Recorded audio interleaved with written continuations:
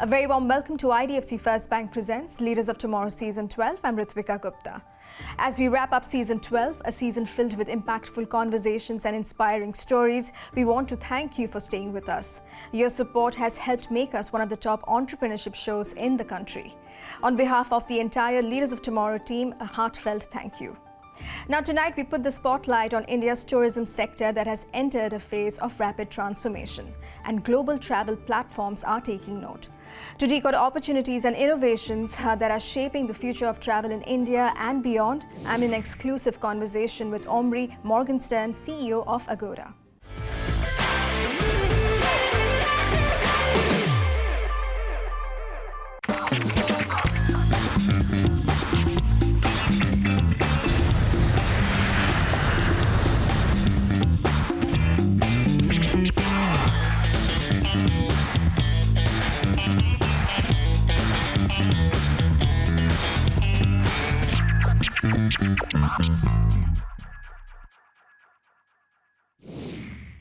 Thank you, Omri, for joining us today.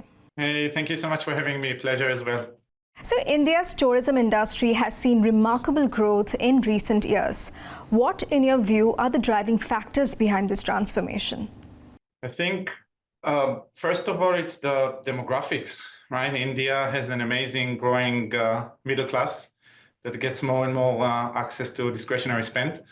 And you see it in the GDP growth, and you see it in the travel growth that tends to be faster than GDP. That's one. Secondly is the amazing investment by the government, be it in infrastructure, flights, the Undan scheme, also all the investment we've seen in the tourist space with the last union budget. So all of those things, and connect to that the fact that India is very entrepreneurial, very tech-driven, very online. In almost every measurement you look at, online penetration is amazing in India, and it's just expediting. So put these all together, and you get a great bed for travel and online in general to flourish. Now I hear you, but India doesn't have the same tourism budgets or infrastructure as countries like the US or China. In this context, how can it still unlock its true tourism potential and make a global mark with limited resources? So I think it's not, well, having a huge budget always helps, but I don't think it's necessary. I think what's really necessary is understanding the fundamentals. And I think India understands it and gets better at that. First of all is the concept of removal of friction. So the more you can remove friction from entering the country, the more people will come. And we've seen it again and again with countries like Thailand and Malaysia in 2023 and 2024 removing visa restrictions, say to India, and bang, overnight we see searches to those countries from India double. So the more you make it easier to get in, that helps you. That's one. The second thing you really need to do is to have a good USP for the traveler, unique selling point. So what is it that the traveler is looking for? Many countries spend a lot of time trying to find that, and I think it's pretty clear for India, sort of the spiritual travel. It's a great unique selling point. I think everybody shares it, and many people want to go to India as a result. So I think that's checked as well. All that's left is digitization, and putting all of those great attractions and places you can visit up, as well as growing the airline capacity to bring people over. And all of those are happening as part of the investment of the government, or just because of the nature of India and the entrepreneurs and the companies that are there and outside that are very, very hungry for this growth. So bottom line, I don't think it's about budget necessarily. It's about recognizing those key components and investing in them, and I see it happening. So on that note, tell us then, how significant is the Indian market for Agoda in your broader global strategy? So India is very, very significant. First of all, it's hard for us or for anybody else to ignore the growth. I mean, the GDP growth, and as I mentioned, travel tends to grow a little bit faster than GDP, which means the travel growth in India, it's very hard to ignore for everybody, not only us. And also the fact that it's predicted to be pretty consistent for many, many years. So even that by itself makes India super important. specifically for Agoda, India today is not yet in our top 5 origins, but I expect that it's less than a year before India emerges there. And again, with that type of growth, India will only grow in those numbers. So that Sure. maybe gives you a sense from a business perspective how important India is to us and how it goes up the ranks. And lastly, it's not only the business, it's also the people of India. So we employ more than 800 folks of Indian nationality, which is slightly more than 10% of our employees. It's the second biggest nationality in Agoda.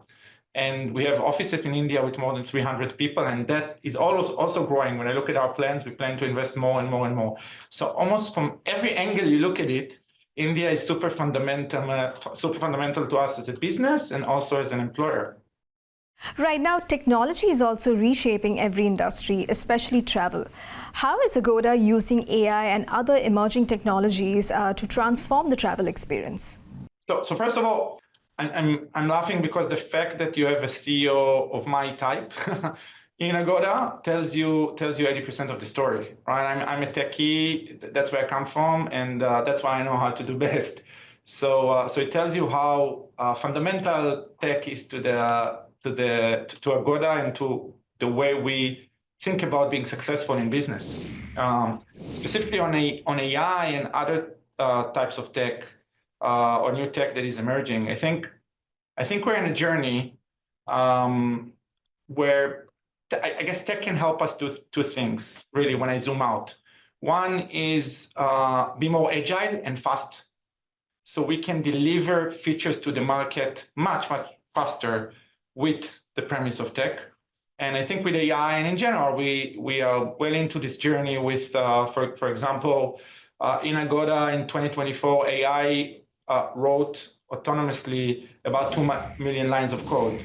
The level of automation of our customer support using AI, and when we automate with AI, is because we believe that it gives a better customer experience, much faster, much cleaner to the consumer, is increasing all the time and expediting. So every month we are automating more, or faster, I should say, than we automated before, which is remarkable. So everything that makes us more agile in developing tech and providing user experience is expediting with those types of technologies. The other side of it is about providing better user experience, providing more personalized user experience. And I'm seeing that expediting as well from things that are relatively generic, filter based on star rating, to being able to answer very, very specific personal questions that you have. I'm sorry, this car, can it fit into the garage of that hotel? Those are things that we can do today at scale. In the past, we couldn't because it was too specific. Or I want to filter based on something very, very complex. Those are the types of things that now we can do more and more and more. And I expect the trend of, from reactive and general to more proactive and personal to continue going forward. It's really exciting for us. And what other key trends do you see shaping the future of tourism and hospitality globally? So first of all, it's hard to ignore the sort of concert tourism trend. We've seen it in India recently with Coldplay and Ed Sheeran. Obviously started a couple of years backwards. I think it may be Singapore that started, but you see it now in Thailand, and K-pop helped, I think, also create that narrative. So that's a big trend that I suspect we'll see more and more artists coming, and that drives tourists. Many of them are cross-border, many of them are domestic. Just a wonderful stimulator of travel. That's one thing that is happening now. I just think it will grow. Things that are maybe longer term trends that has started, but I see it, growing in the next 3, 5, 10 years even. One I would say is what we call the connected trip, and that's the fact that travelers tend to book more than one item, one vertical in their trip. Travel used to be very verticalized in the past. So you went to one player to book hotel, and another one maybe to book a flight, another one to book attractions. If you ever booked attractions, most of attractions were offline, ground transport, and on and on and on. And we see more and more that all the services are provided by the same companies. And when I look at our data, the percentage of people that book multiple components of their trip at the same time just increases all the time, which is remarkable to say. This is a big trend, and it really changes how we do things. Another thing that is a little bit more longer term that is, I think super interesting is I do see sort of financial, fintech and banking and travel gradually get closer and closer and closer. In places like in the US, the banks and the big point schemes are responsible for a lot of travel. A lot of travel companies such as us are really helpful with payments, etc. So this is an area that I think over time will come together and more, and you'll see travel companies providing loans. Potentially, you'll see banks providing travel services, etc. So there is a little bit of a consolidation there, which is fascinating for me. It's time for a quick break here. We'll be back shortly. Stay tuned.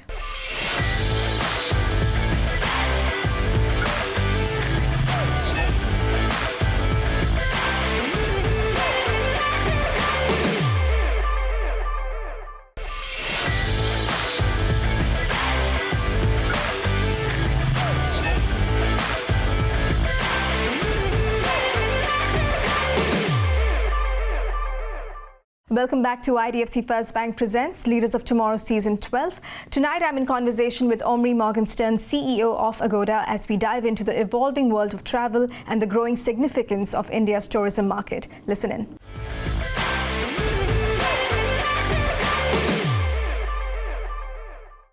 Omri, our show is watched by a lot of emerging entrepreneurs, small business owners, startups. Smaller travel businesses often struggle with scale and reach. What lessons from Agoda's journey could be the most valuable for these players who are looking to expand in competitive markets? So I'll start by saying, again, it depends on the industry, but it's easy for me to say what I'm about to say because I'm in an industry that I feel is very techy. I'm in an internet company. But don't underestimate the value of talent and tech. So tech comes first. Tech is power, and everybody, and I want to assume that everybody in their own industry can give meaning to that statement. So that's one thing, that's sort of a basis. In terms of expanding, what worked for us as a formula are the following three things, I think. One is we recognize the importance of price. So using price as a way to bring customers in and committing to best prices to the customers, whoever the customers are, by the way, it can be B2B, is always powerful in order to stimulate growth in business. That's one thing to think about. Don't underthink the importance of the right price point. Second thing is localization, especially in APAC. You got to recognize that we talk about a lot about personalization, but before you get to doing that very, very deep, you got to realize that different countries, especially in APAC, are very, very different. The user experiences are different.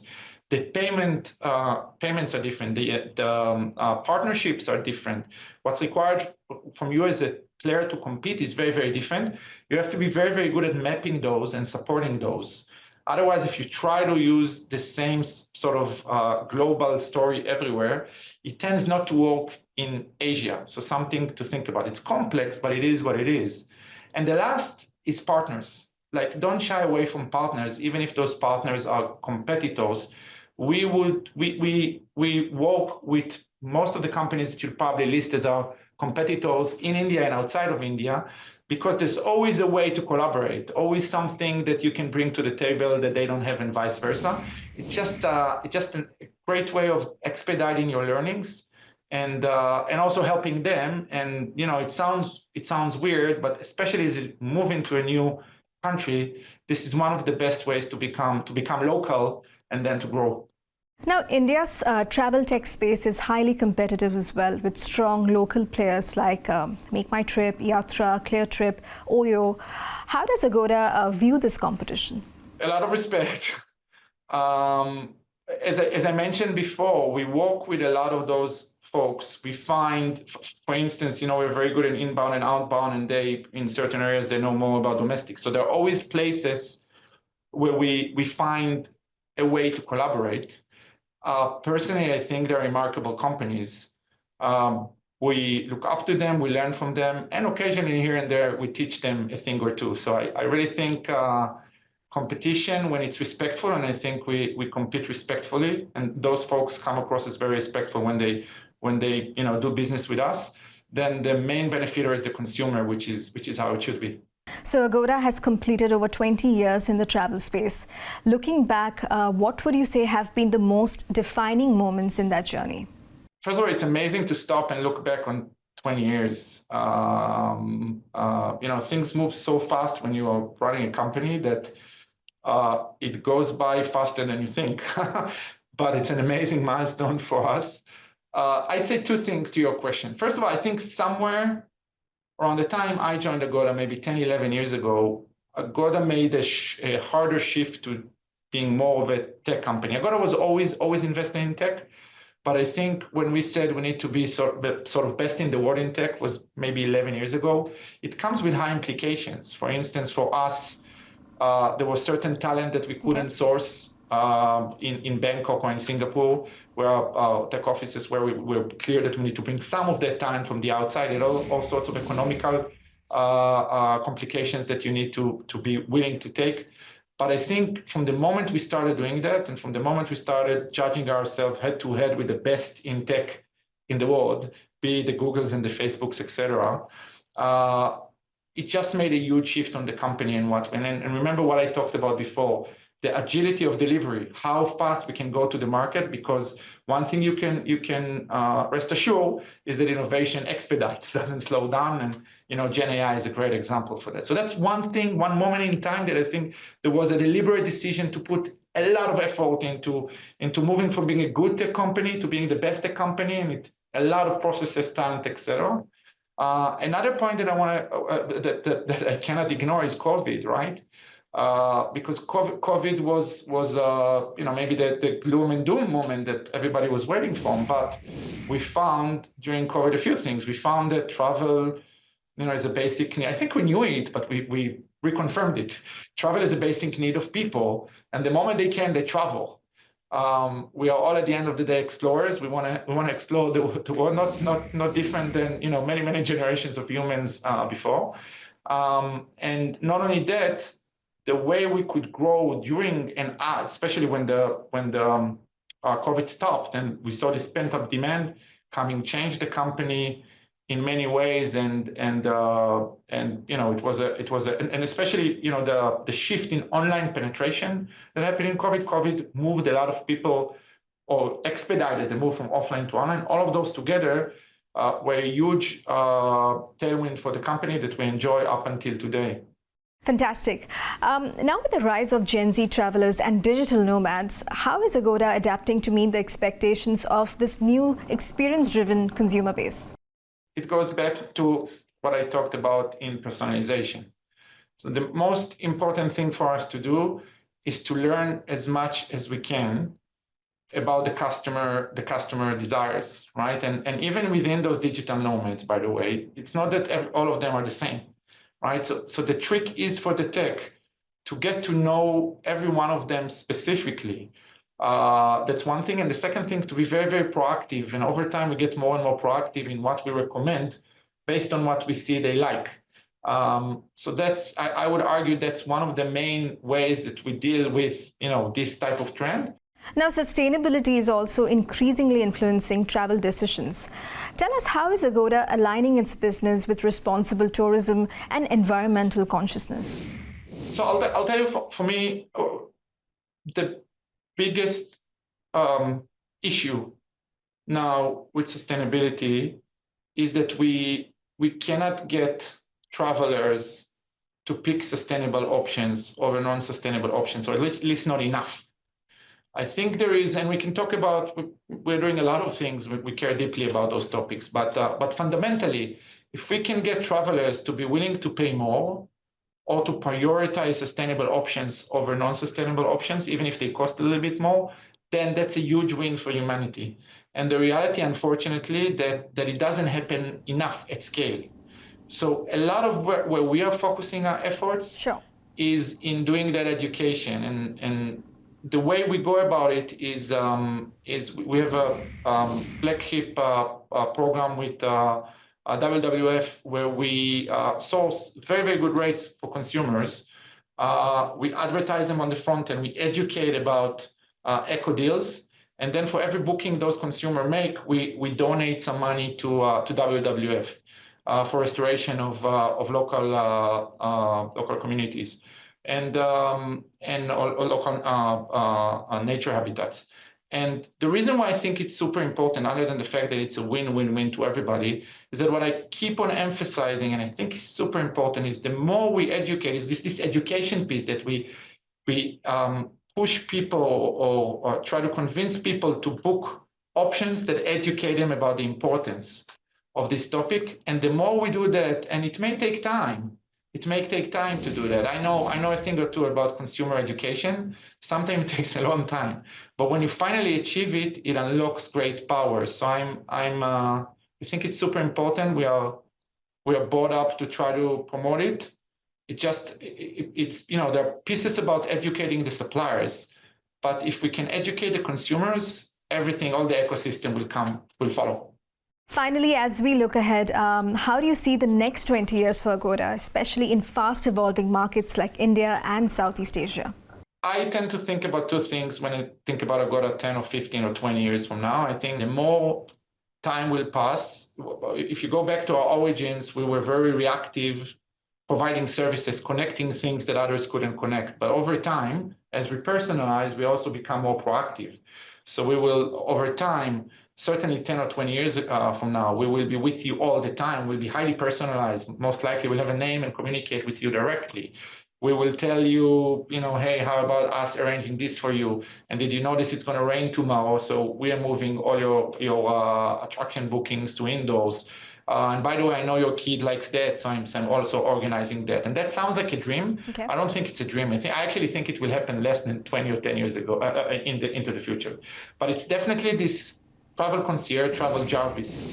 This is what I think Agoda will become. Another, we're talking about this banking, these lines between fintech and travel. I do think that those will blur completely. And then you'll see that you can pay with that travel concierge everywhere you go. Doesn't really matter. It's going to be super easy. You'll never be there, struggling to get your card or whatever you're using QR code paid. But also, it will provide you. It will help you save for your trip. It will potentially, as I said, one day provide loans to help you with your trip, and maybe one day even be your bank account. So I think all of that will be baked into one concierge service that at least will be with you when you travel, potentially more. Well, thank you so much for joining us today, Omri. It was lovely chatting with you. Same here. Thank you so much for having me. With that, it's a wrap on this episode of IDFC First Bank Presents Leaders of Tomorrow Season 12.